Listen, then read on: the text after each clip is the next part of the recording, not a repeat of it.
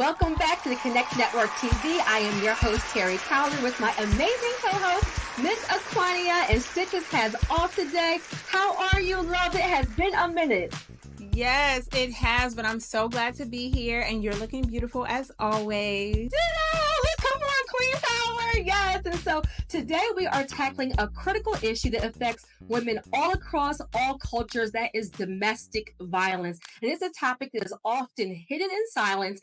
Domestic violence knows no boundaries. So it impacts women from all backgrounds, including high profile positions. And did you know that Black women experience domestic violence rates 35% higher than white women? So this disparity highlights the urgent need for awareness and for action. Yes, that is a staggering statistic.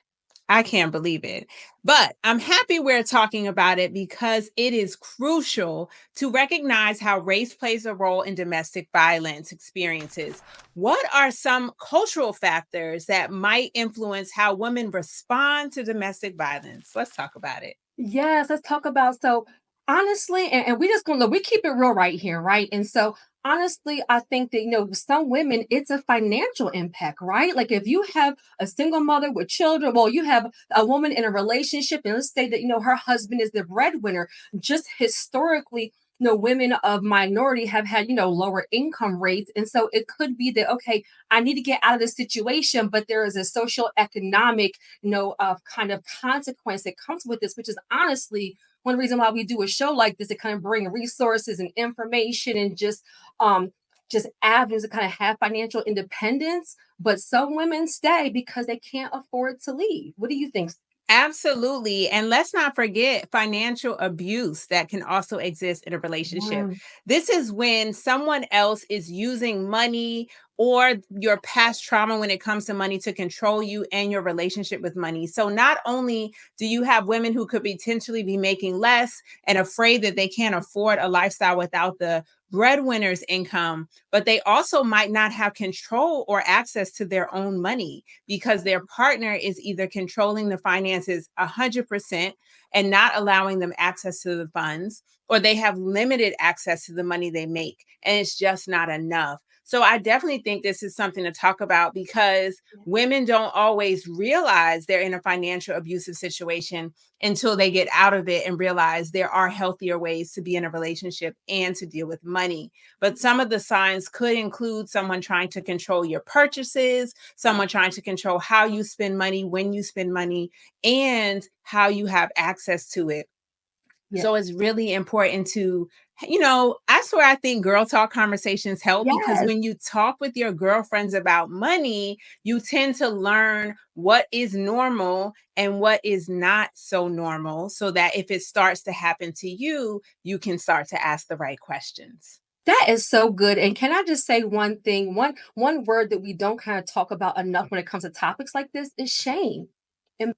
Embarrassment. Some women just don't speak up because they're so scared about what people are going to say, being judged, my neighborhood, my coworkers, my family. And so it's like suffering in silence because of the fear of, are people going to say I played a role in it? I stayed too long. I should have spoken up. It's all of this mental dialogue, right, that goes on that leads women to say, you know what? I'm just going to tough this out, when that can be a deadly decision.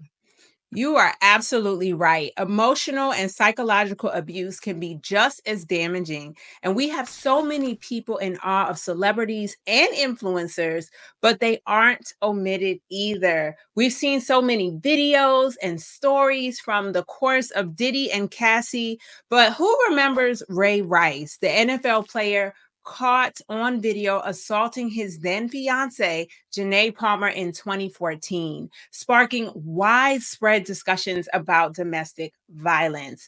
And, the way social media is today, nothing ever disappears from the internet, because we all know when the videos went viral, even with Diddy and Cassie, it was a hot mess nobody could ignore. No, that's so true. And to be honest, in this social media age, Look, everything, let's just be honest, anything that happens in the dark comes to the light eventually. How it comes to the light may be a little bit different, but when you are high profile like this, people tend to take it and they run with it. And to be honest, we need to have these conversations. Like, we need to be aware that it's happening so we can not only provide support, but also to let other women know, hey, this is, you're not at fault. Other people and other lifestyles deal with these same issues as you, and there are resources out there to help you. And social media makes sure it never, ever, ever goes away. And of course, there was Rihanna and Chris Brown in 2009. Photos of Rihanna's bruised face kind of surfaced after her then boyfriend, Chris Brown. Those videos went viral. Let's talk about it. Now, Aquania, do you remember the Rihanna Chris Brown videos and Absolutely. pictures? The pictures, but then also the aftermath, like even for the both of them, it was tragic for the both of them. And I say that because, Chris Brown later revealed his trauma and how he had been exposed to witnessing domestic violence. So thinking, in the wrong way that it was okay and having to go through therapy to fix it. But Rihanna being honest about it too, and having to be the bigger woman who moved out of that situation and onto a better one. But it took courage on both of their parts. And some of it they had no control over, right? Once it hit the papers, once it hit the press, the story was no longer theirs to tell. And it was shocking because I don't, everybody, Rihanna is like America's sweetheart, right? And so one thing I'll say about is I recently, like very recently, I think it was like last week or so, saw a clip of Rihanna and Chris Brown where they kind of were kind of crossed each other's paths at a award show, and she spoke to him. He got up and hugged her. She patted him on the head, and all the talk was about how that interaction went. But what it showed, what they were talking about, is like the power of forgiveness too. That this situation happened, they split, they handled it, they both seem like they got some help, and now having to cross paths with that person, the abuser in this case, they were able to be cordial and keep it moving. And let's not forget about Dr. Dre in 2015. He issued a public apology for his history of violence against women, from Michelle A to his current issues with his last wife and their lawsuit. So we have even seen Evelyn Lozada. She spoke about her experience with domestic violence at the hands of her ex-husband, Chad Ochochino Johnson. And then let's forget Nene Leakes. The reality star shared her experience with domestic violence from previous relationships as well. So, guys, we're seeing a current theme here. So, Aquania, how do you think the public spotlight affects, celebrities speaking about or even seeking help when it comes to abusive relationships? Well, to be honest, I think it just exacerbates the situation because they are already celebrities. People are watching them and constantly want to know what's going on in their lives. And because they are public figures, we just assume that we have free access to their private lives. But the reality is, they are human, and God has always given us grace. But sometimes we make mistakes, and sometimes it's something that you can attempt to hide, but it will be made public. And because they're celebrities, it is blown even larger out of proportion. But I still feel like there's opportunity. These are moments that others can learn from their situations and hopefully do better. And I am hopeful that for those who are on the abusive side and they've been mistreated, that they get the help they need so they can have much, much better outcomes in the future. And for those who are causing the abuse, I just pray for them as well. I want them to get the help that they need, because I do realize, even in looking at Chris Brown, that there is room for forgiveness and grace. If you do the work to get the therapy and the necessary support that you need, you can change. At least that's what it appears. And so I feel like that's what I hope for everyone. And I just hate the fact that because they're celebrities, they don't get as much grace, but they also get more pressure to do better. And maybe they do because they want to maintain that limelight. What do you think? That's so true. And you said something that I think that we need to make sure we don't miss, is that they're human. How many of these women and men in relationships would have preferred to go through this not in the public eye? That adds such a level, another level of pressure, another level of, having to be graceful about it. Well, maybe they weren't ready to be graceful. Maybe they weren't ready to forgive yet. And so not being able, not given the option to handle it in private is also just something that's a little bit extra that I think that we miss because everybody doesn't want their dirty laundry kind of aired out. And so, what responsibility do you think the entertainment industry has when addressing domestic violence among its stars? Ooh, that's a big one, Right. because as we have seen, so many people remain silent, and silence is definitely not paying off for a lot of people. I think it's the responsibility of the industry to set rules and to really protect the vulnerable victims in this situation, and they do need to speak up. I think the unfortunate situation is that a lot of people who were speaking up in the past about abuse in general happening in the industry were muffled, were buried, were not allowed to speak, or were not even being listened to. And so we need to really take notice. But I do feel that the Me Too movement definitely gave a voice to more people out there. And we are taking a little bit more notice because people are starting to acknowledge the patterns. It's just sad that it's taken decades for the news to really come and be shared in a way that people are going to do something about it. But I really do feel like there has to be some responsibility at the top. I definitely think if labels or managers or someone who's in these people's lives could do something to help them, that would be the best thing. But those are sometimes activities we will never see, right? Like a lot of things that people in their entourage do are continued to kept secret, right?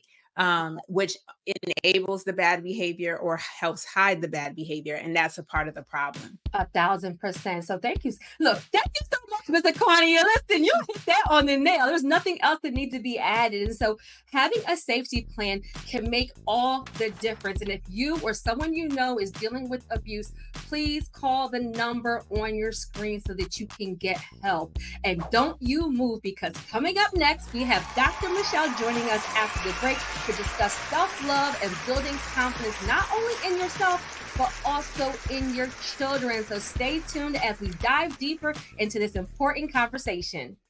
I'm Jessica Cherry, founder of the award-winning blog Life of a Cherry Wife.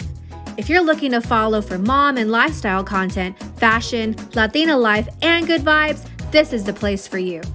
Head over to www.lifeofacherrywife.com for the latest in these areas. Follow me on social at Life of a Cherry Wife.